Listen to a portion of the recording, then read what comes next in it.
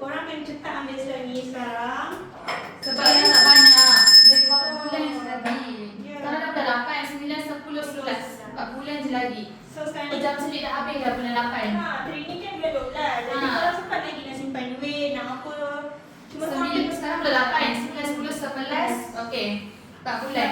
So 9 kita bahagi dengan 4 bulan. Kalau tak bahagi sangat dia, kita bahagi dengan 4.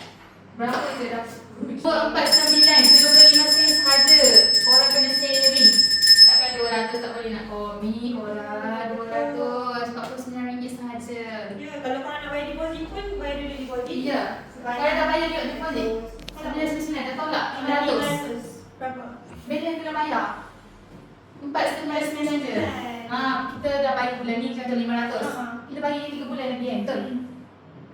Korang kena bayar sebanyak 96 ringgit sahaja. Korang dah jimat banyak dah sebenarnya. Kalau dah bayar depo, settle. Kalau korang bayar depo lagi banyak lagi lah sikit balance korang kena bayar. 166 ringgit murah dah ni. Lagi mahal bayar duit rumah kereta, betul? kalau korang nak